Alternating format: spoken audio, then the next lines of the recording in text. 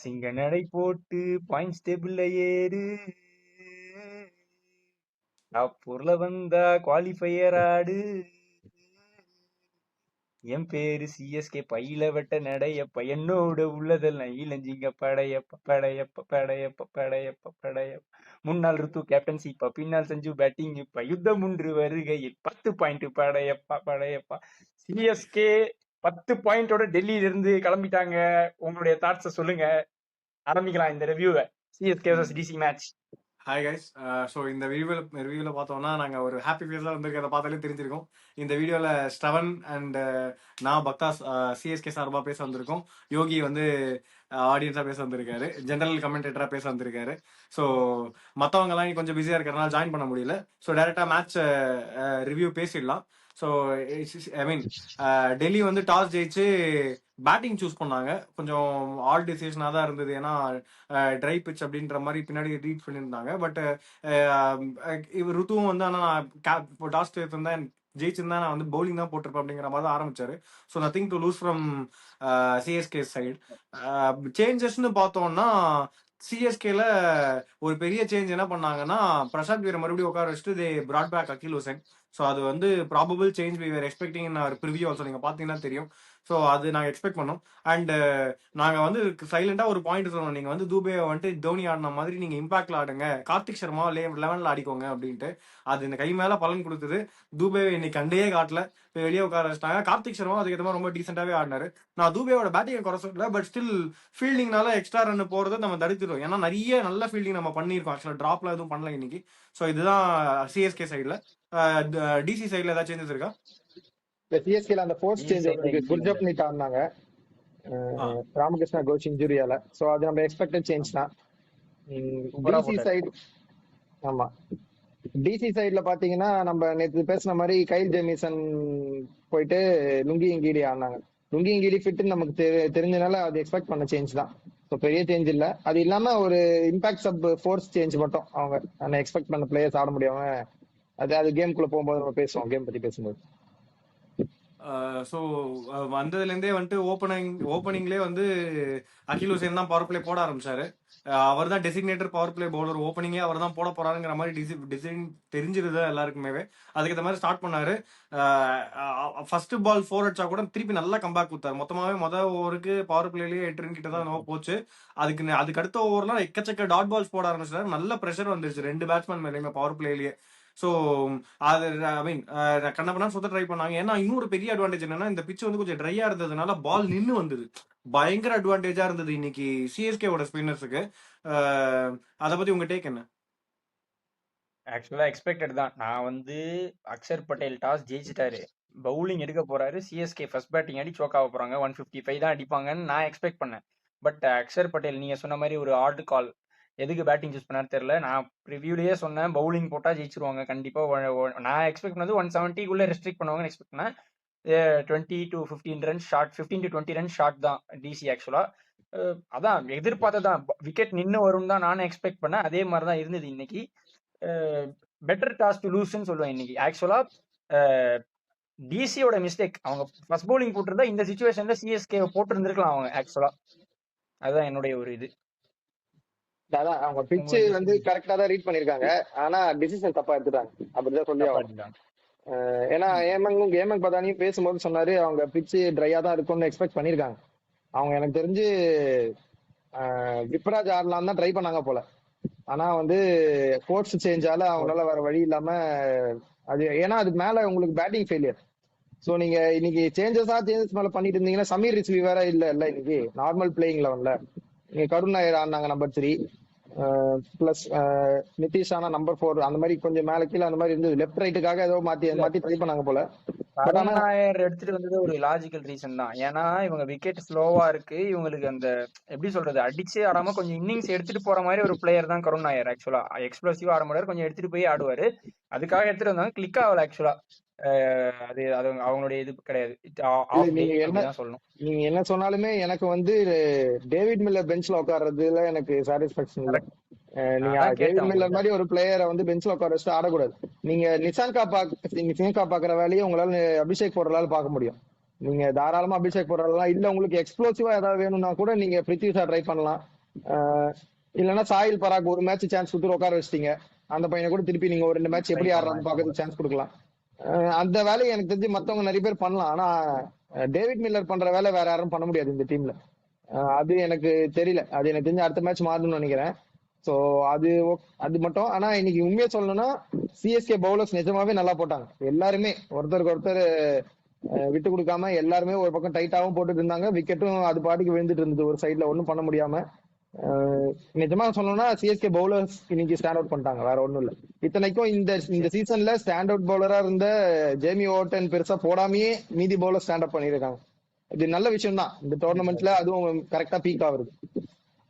அதே மாதிரி பேட்டிங்ல அதுக்கு முன்னாடி வந்து ஆக்சுவலா ஸ்டாண்ட் அவுட் பவுலர்னு சொல்றப்போ நம்ம ஆக்சுவலா இன்னுமே ஸ்டாண்ட் அவுட் பவுலரா இந்த வருஷம் வந்து பெர்ஃபார்ம் பண்ணிக்கிறது அன்சுல் காம்போஸ் தான். அவருக்கு ஆக்சுவலா ஒரு ஆஃப் டே, அவரை தான் இன்னைக்கு மொத்த பேட்டிங் லைன் எப்பயுமே அடிச்சாங்க.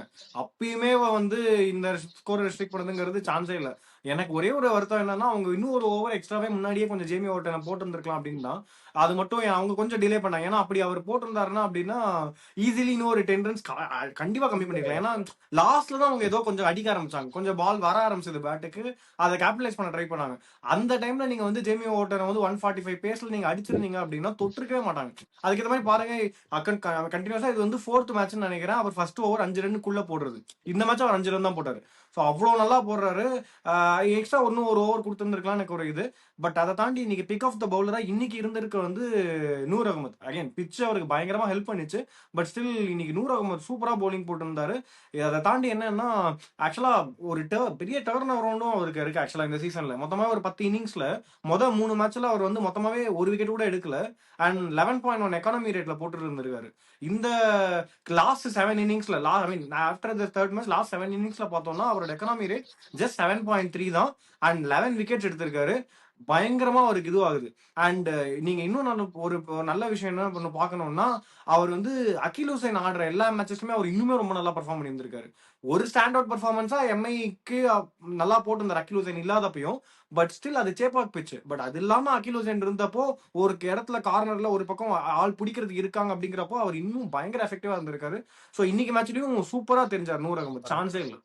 அவ்வளவு சூப்பரா தெரிஞ்சாரு. ஆனா எதுக்கு 4வது ஓவர் கொடுக்கலன்னு எனக்கு தெரியல. ஆச்சரியமா இருந்தது கொஞ்சம் பவுலிங் ரொட்டேஷன். எனக்கு வழக்கமா ஆக்சுவலா முகேஷ் சௌத்ரிக்கு 3 ஓவர்ல கட் பண்ணுவாங்க. அதுதான் கட் பண்றதுதான் கரெக்டும் கூட. முகேஷ் சௌத்ரிக்கு எதுக்கு எக்ஸ்ட்ரா ஒரு ஓவர்னு எனக்கு தெரியல. அண்ட் குர்ஜாப்னீத் சிங் நீ சொன்ன மாதிரி அந்த முகேஷ் சௌத்ரி போட்ட அந்த எக்ஸ்ட்ரா ஒரு ஓவர் ஜெமி ஓவர்டனை எடுத்துட்டு வந்திருக்கலாம். நீ அந்த முகேஷ் சௌத்ரி போட்ட எக்ஸ்ட்ரா ஓவரை 100 போட்டுட்டு குர்ஜாப்னீத்துக்கு ஒரு ஓவர் முன்னாடி ஆரம்பிக்கிறதுக்கு பதிலா ஓவர் டைம் ஆரம்பிச்சிருக்கலாம் அந்த இடத்துல. நான் எப்படி வேணா பண்ணிட்டேன். ஏன்னா முகேஷ் சௌத்ரி அந்த ஓவர் அடி வாங்கினாரு. அது வரைக்கும் சூப்பரா போட்டு இருந்தாரு. அந்த ஓவர் தான் 12 ரன்ஸோ என்னமோ கொடுத்தாரு. அதனாலதான் அந்த ஓவர் போட்டுக்கலாம். ஒரு சின்ன தப்பு பண்ணிட்டாங்க அவங்க. வந்து ஒரு முகேஷ் போட போறீங்கன்னா நீங்க பவர் பிளேல 3 ஓவர் எப்படியுமே கொடுத்துடுறீங்க. அப்படியே கண்டினியூ பண்ணி அவர் ஸ்பெல்ல முடிச்சிருங்க. அந்த 8th ஓவர் இல்ல 7th ஓவர் அந்த ஒரு ஓவர் கொடுத்து அப்படியே அவர் ஸ்பெல்ல முடிச்சிடலாம். நீங்க பின்னாடி கொண்டு வரணும்னு அவசியம் இல்ல. பவுலர் இருக்கும்போது எதுக்கு இந்த ட்ரை எல்லாம் இந்த டைம்ல. இன்னொன்னு இப்ப ஆக்சுவலா ரொம்ப தப்பான விஷயம் என்னன்னா, நீங்க முதல்ல அவர் ஸ்பெல்ல முடிக்கணும்னு கூட அவசியம் இல்ல. நீங்க மத்த மேட்ச்ல நீங்க முடிக்காம மேட்ச் ஜெயிக்கவும் செஞ்சிருக்கீங்க. அந்த மேட்ச்ல அகிலும் 100 அவங்க ஸ்பெல்ல போட்டு நல்லா எஃபெக்டிவா இருந்திருக்காங்க. அப்போ உங்க டெம்ப்ளேட் நீங்க மாத்த வேண்டாம். அப்ப பாருங்க, நீங்க ஏதோ ஒரு டெம்ப்ளேட்டை மாத்த போய் நீங்க வழக்கமா போடுற 3 ஓவர் போடுற ஜெய்மி ஓட்டனால இன்னைக்கு 1 ஓவர் தான் போட முடிஞ்சது. அண்ட் இன்னைக்கு குர்ஜாப்னீத் ஸ்பெல்ல முடிக்க போனீங்க, அவர் கொஞ்சம் கடைசியில் அடி வாங்கிட்டாரு. அன்சுல் காம்போஜுக்கு இன்னொரு பக்கம் சப்போர்ட் இல்லாம போயிடுச்சு. ஏன்னா டெத்தில் அன்சுல் காம்போஜ் வந்துட்டு போடும்போது ஒரு பக்கம் இன்னும் நல்லா டைட்டா ஓவர் டர்னும் போட்டுட்டு இருந்தாரு. அதனால அவருக்கு இன்னும் எஃபெக்டிவா இருந்தது பால்ஸ் அன்சுல் காம்போஜை பொறுத்த வரைக்கும். இன்னைக்கு டெத்தில் ஓவர் டர்ன் 1 ஓவர் தான் போட்டாரு அப்படிங்கறதுனால அவருக்கு ஒரு பக்கம் லூஸ் அண்ட் ஆயிருச்சு. அவர் கொஞ்சம் அதிகமா வாங்கிட்டாரு அடி. But again it's okay fine. At the end of the day முன்னாடி ரொம்ப கம்மி பண்ணிட்டாங்க ஸ்கோர் அப்படின்றதுனால this score will not hurt in any time. So அப்படியே பேட்டிங்க்கு போயிடலாம். ஒண்ணே பவுலிங் பிளஸ் கேப்டன்சில தைரியமா அகில் ஹுசைனுக்கு வந்து 3வது ஓவர் பவர் பிளேல கொடுத்து அவர் போட்ட மொதல் பால் கேஎல் ராகுல வந்து ஸ்ட்ரைக் பண்ணாங்க. அது எனக்கு தெரிஞ்சு ஒரு நல்ல இதுவா தான் இருந்தது. எனக்கு தெரிஞ்சு மிடில் ஓவர்ல பெருசா அவங்க போடாத பட்சத்துல அழகா 3வது ஓவர் அகில் ஹுசைன் பவர் பிளேலே கொடுத்து கேஎல் ராகுல் எடுத்தது வந்து ஒரு நல்ல டிசிஷனா தான் நான் பாக்குறேன். எப்படி சொல்றது, அதான் அவருடைய வேல்யூ உங்களுக்கு தெரியும்னு நினைக்கிறேன்.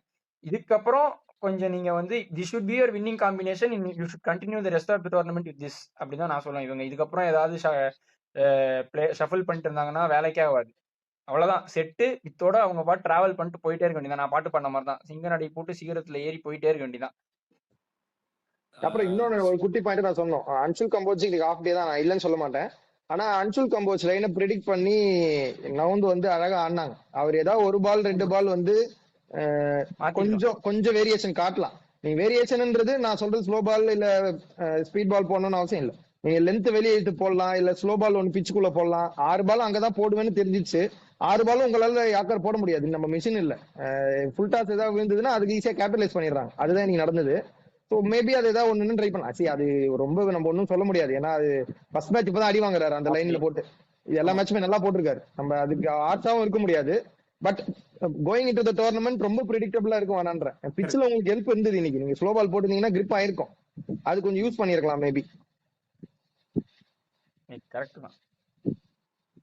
அண்ட் டிசிஐ பொறுத்த வரைக்கும் அவங்க பேட்டிங்ல ஆக்சுவலா நீ கொஞ்சம் ஸ்டாண்ட் அவுட்டா ஆட்டதா ஒரு இம்பாக்ட் பிளேயர் தான். ஏன்னா ஒருவேளை அவங்க வரல அப்படின்னா ரொம்ப பிரச்சனையா போயிருக்கு. நம்ம வந்து டஃப் கால் விப்ராஜ் எடுத்துட்டு வந்திருக்கலாம் அப்படிங்கறதெல்லாம் யோசிச்சிருந்திருக்கலாம். But it was a brave decision to send Rizvi. நம்ம இல்ல இருக்கிறதுக்கு நம்ம கிட்ட சீனியர் பவுலர்ஸ் இருக்காங்க, அவங்களை வச்சு ஏதாவது ட்ரை பண்ணிடலாம்.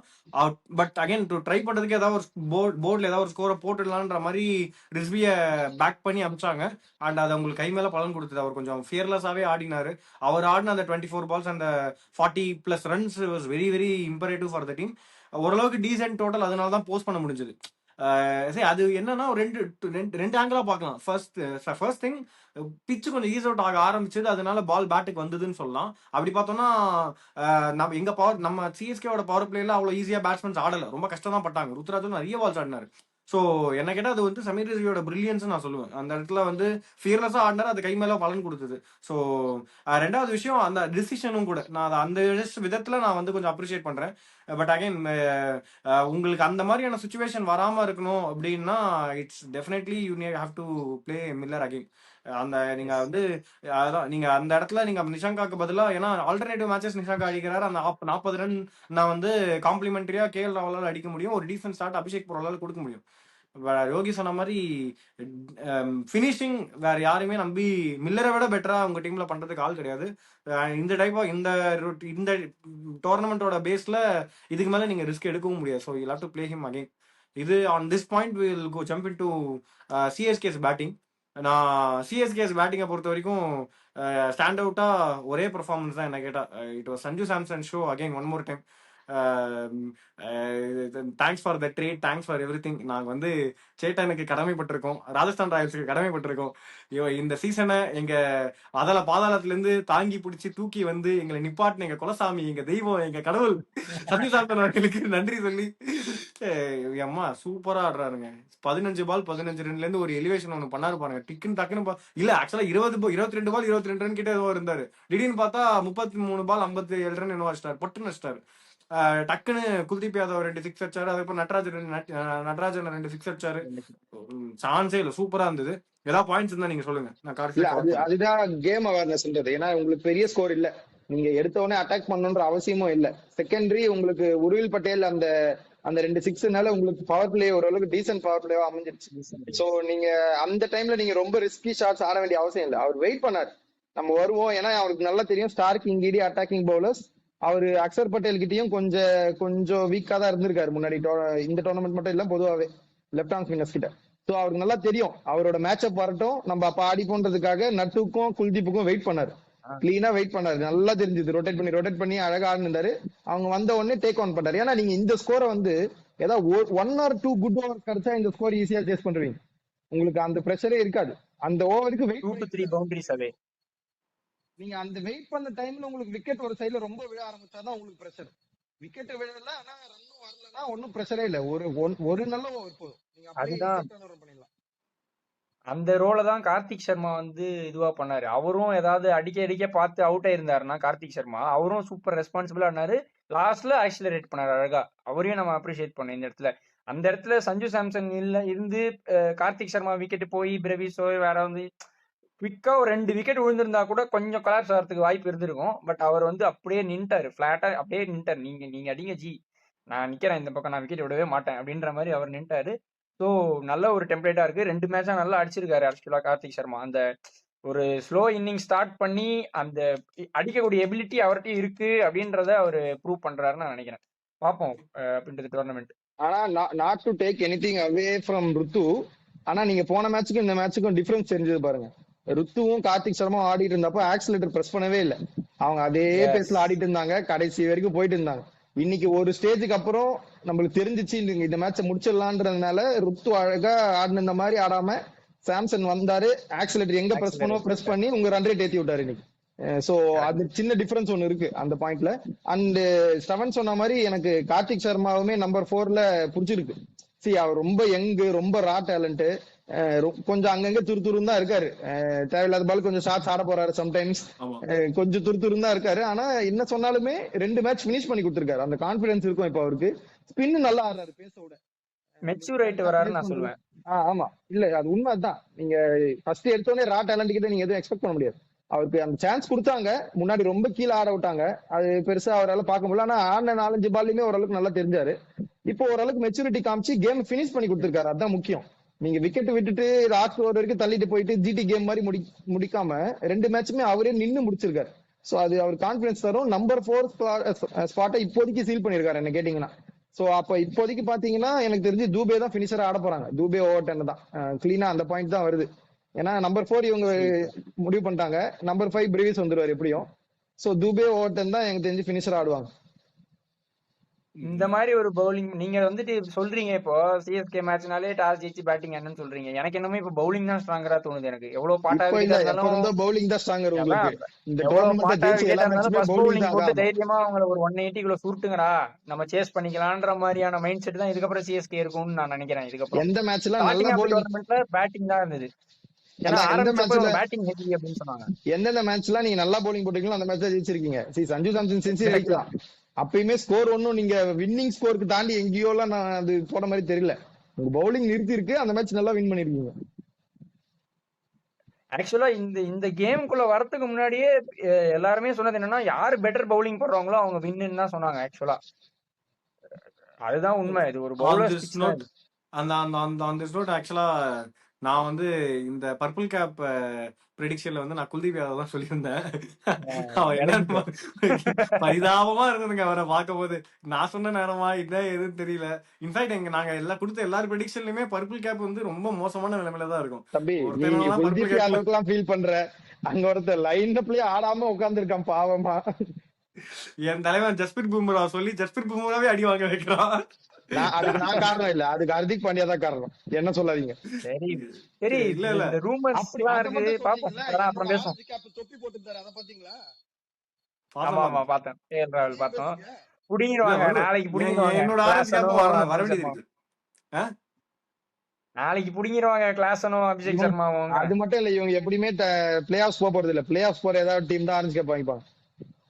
சோ அதுல ஆக்சுவலா என்ன ஒரு பாயிண்ட் இருக்குன்னா, இந்த மொத்தமா வந்து குல்தீப் யாதவ் வந்துட்டு மொத்தமா ஆக்சுவலா ஸ்பின்னர்ஸ்னு பார்த்தோம்னா இந்த டோர்னமெண்ட்ல 10 ஓவர்ஸ்க்கு மேல போட்ட ஸ்பின்னர்ஸ் வந்து கிட்டத்தட்ட 19 பேர் போட்டிருக்காங்க. அதுல குல்தீப் யாதவ் மட்டும் தான் 10 ரன்ஸ் பர் ஓவருக்கு மேல பவுல் பண்ணிருக்கிற ஒரே ஸ்பின்னர். இல்ல இந்த பிட்ச்ல அடி வாங்கினதான் ஆச்சரியம். இது கொஞ்சம் ஹெல்ப் பண்ண பிட்சா இருக்கும் போது அடி வாங்கினாருங்கிறது அவருடைய ஒரு அவுட் ஆஃப் ஃபார்ம் தான் குறிக்குது ஆக்சுவலா. இல்ல ஆனா மிஸ்ஸும் பண்ணாரு லென்சர். இல்ல அது மட்டும் காரணம் இல்ல. ஏன்னா இந்தியாவுக்கு விக்கெட் கீப்பிங் பண்ணும்போது சஞ்சு ரீட் பண்ணிருப்பாரு. அவர் வெயிட் பண்ணாரு இன்னைக்கு. குல்தீப் யாதவுக்கும் சரி நட்டுக்கும் சரி அவங்க 2 பேரும் தான் அட்டாக் பண்ணணும்னு வெயிட் பண்ணி தான் ஆனாரு. இன்னைக்கு சஞ்சு நின்ட்டாருன்னு அடிச்சிருவாங்கன்னு தெரியும் அவங்களுக்கும். மொத்தமா 24 சிக்ஸர் கொடுத்துருக்காரு ஆக்சுவலா. அதுக்கு அடுத்த பிளேஸ்ல இருக்கிறது ஆண்ட்ரே பர்கர் 21 சிக்ஸ் தான். எனிவேஸ் ஆன் திஸ் நோட் நம்ம வந்துட்டு ஒரே ஒரு அடிஷனல் பாயிண்ட் சொல்லு. ஒண்ணு 2 பேர் சேர்ந்து பேசுங்க, இல்ல 2 பேர் கம்முன்னு எடுங்க. இல்ல சரி ஓகே. ஒரு அடிஷனல் பாயிண்ட் என்னன்னா, ஆக்சுவலா ஒரு பெரிய அட்வான்டேஜ் என்னன்னா 2 ஃபினிஷ்லயுமே சேஸ் பண்ண 2 ஃபினிஷ்லயுமே சரி கார்த்திக் சர்மாவோட கூட நின்னது senior batsmen of the team. வேற யார் ஐ மீன் ருத்துராஜ் கொஞ்சம் ஸ்லோவா முடிச்சிருந்திருக்கலாம், பட் முடிச்சாரு கேம். அகைன் சஞ்சு சாம்சன் அவரோட ஆர்க்ல தான் அவர் ஆடுறாரு. அவர் கிளியராவே ஒரு பிளான் செட் பண்ணிட்டு தான் ஆடுறாரு. ஒரு இடத்துலயுமே டிவியேட் ஆகவே இல்லை. அண்ட் அடிக்கிறதெல்லாம் ஏன்னா தான ஷாட்ஸே கிடையாது. சூப்பரா ஆடுறாரு. பட் அகைன் ஆனா இதுல ஒரு பெரிய அட்வான்டேஜ் என்னன்னா, பினிஷ் பண்ண 2 கேம்ஸ்லயுமே சேஸ் பண்ணும்போது கார்த்திக் சர்மாவோட கூட நின்னது 2 சீனியர் பேட்ஸ்மேன். இப்போ ஒருவேளை அந்த 2 சீனியர் பேட்ஸ்மேன்ஸ் அவுட் ஆகும்போது அந்த மாதிரி அவுட் ஆகி அவங்க ஒரு மேட்ச் கூட ஜெயிக்கவே இல்லை இன்னைக்கு வரைக்குமே. பட் அந்த மாதிரி அவுட் ஆகி நம்ம வந்து ஜிடியோட மிடில் ஆர்டர் பத்தி பேசுறோம், பஞ்சாபோட மிடில் ஆர்டர் பத்தி பேசுறோம். பட் நிறைய இடத்துல வந்துட்டு பயங்கரமான பேட்டிங் இருக்கு சிஎஸ்கேக்குன்னு சொல்லி தான் இந்த டோர்னமெண்ட்குள்ளே வந்தாங்க. பட் ஒரு இடத்துலயுமே ப்ராப்பரா மிடில் ஆர்டர் டெஸ்ட் ஆகி மேட்சை வின் பண்ற சுச்சுவேஷன் வரவே இல்லை. அது ஒரு பெரிய சேலஞ்சா இருக்க போகுது அவங்களுக்கு.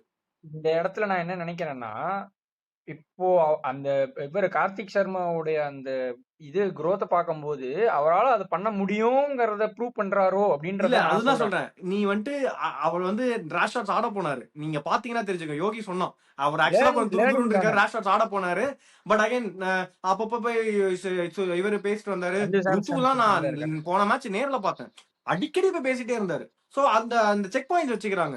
ஒருவேளை அவர் இல்லைன்னா கார்த்திக் சர்மாவோட அவுட்புட்டே இந்த அளவுக்கு வந்துருமாங்கிறது ஒரு சந்தேகம். சோ அது அகைன் அது வந்து நான் I am not questioning that. நான் என்ன சொல்றேன்னா இது ஒரு செக் பாயிண்ட் அவங்களுக்கு இருக்கு, அதை அவங்க அட்ரஸ் பண்ணி ஆகணும் அப்படின்றது. இன்னும் மிடில் ஆர்டர் கிளீனா டெஸ்ட் ஆகலங்கிற ஒரு பெரிய பாயிண்ட் வந்து ப்ராப்ளம் வந்து சிஎஸ்கேக்கு இருக்கு. ஃபயர் பவர் இருக்கு பட் கிளிக் ஆகல அப்படி சொல்லலாம்.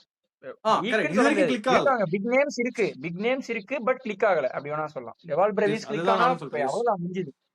சிவம் துபே டெவால் பிரேவிஸ் இந்த ரெண்டுல ஏதாவது ஒண்ணு கிளிக் ஆயிடுச்சு எனி மேட்ச்னா உங்களுக்கு போதும். அதுதான் சொல்றேன் நான். பாப்போம். நான் அப்புறம் இன்னொரு பாயிண்ட் சொல்லணும். எனக்கு தெரியல இது நட்டு மேல கை வைப்பாங்களோன்னு தோணுது எனக்கு. ஏன்னா அவர் ஃபர்ஸ்ட் ஸ்டார்ட் பண்ணப்போ கொஞ்சம் எஃபெக்டிவா இருந்தாரு. அதுக்கப்புறம் வந்து எங்க யாக்கர் போடணுமோ அங்க ஸ்லோவர் பால் போட்டு இருக்காரு. அவர் ஸ்ட்ரென்த் 6 பால் 6 யாக்கர் போடுறது தான். அதை போட்டுட்டு போயிடலாம் அவர். எனக்கு தெரிஞ்சு அவர் ரொம்ப எக்ஸ்ட்ரா ஏதோ ட்ரை பண்றாரோன்னு எனக்கு ஃபீல் ஆச்சு.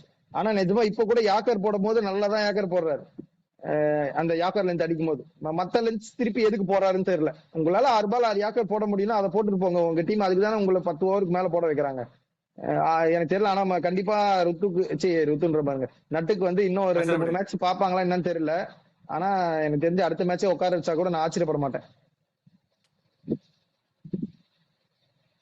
So on this note prediction points பத்தி பேசணும்னா நானு யோகி அப்புறம் 3 பேரும் நாங்க வீடியோ பேச வந்திருக்கோம். நாங்க ப்ரெடிக்ஷன் பாயிண்ட் எடுத்துக்கிட்டோம். டிசி வந்து ஹரியும் வெங்கட்டும் பேக் பண்ணாங்க. அவங்களுக்கு பாயிண்ட்ஸை லூஸ் பண்றாங்க. ஸோ ஆன் திஸ் நோட் வேற எதுவும் பாயிண்ட்ஸ் இல்லைன்னா ஒரு வெற்றியோட இந்த வீடியோ நாங்க முடிக்கிறோம். So until then it's on the next மேட்சோட ப்ரிவியூல உங்களை வந்து நாங்கள் மீட் பண்றோம். Until then it's Wolf First signing off. Bye bye.